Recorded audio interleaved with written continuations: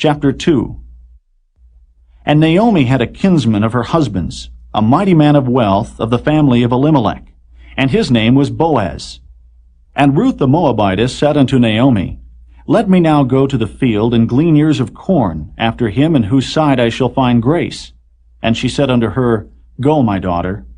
And she went and came and gleaned in the field after the reapers. And her hap was to light on a part of the field belonging unto Boaz, who was of the kindred of Elimelech. And behold, Boaz came from Bethlehem, and said unto the reapers, The Lord be with you. And they answered him, The Lord bless thee. Then said Boaz unto his servant that was set over the reapers, Whose damsel is this?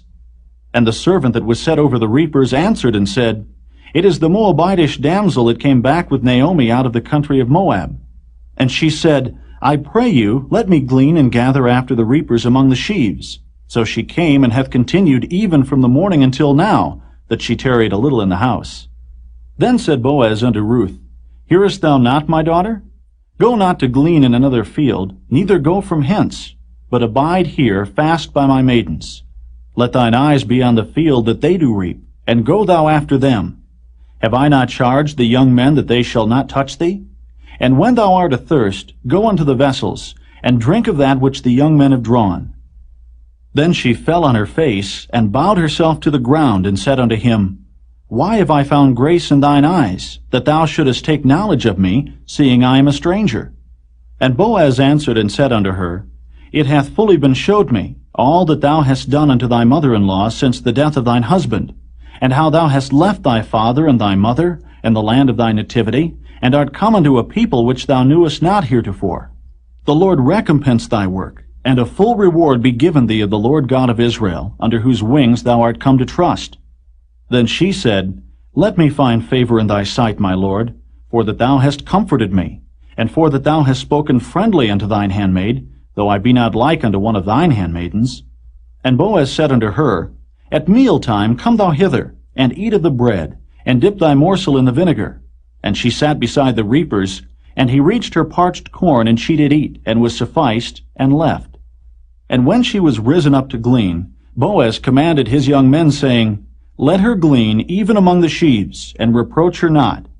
And let fall also some of the handfuls of purpose for her, and leave them, that she may glean them, and rebuke her not.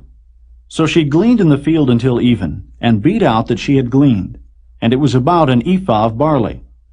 And she took it up and went into the city, and her mother-in-law saw what she had gleaned, and she brought forth and gave to her that she had reserved after she was sufficed. And her mother-in-law said unto her, Where hast thou gleaned today? And where wroughtest thou? Blessed be he that did take knowledge of thee. And she showed her mother-in-law with whom she had wrought, and said, The man's name with whom I wrought today is Boaz.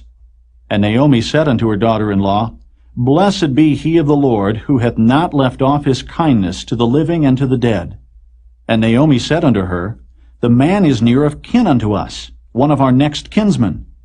And Ruth the Moabitess said, He said unto me also, Thou shalt keep fast by my young men, until they have ended all my harvest. And Naomi said unto Ruth her daughter-in-law, It is good, my daughter, that thou go out with his maidens, that they meet thee not in any other field. So she kept fast by the maidens of Boaz to glean unto the end of barley harvest, and of wheat harvest, and dwelt with her mother-in-law.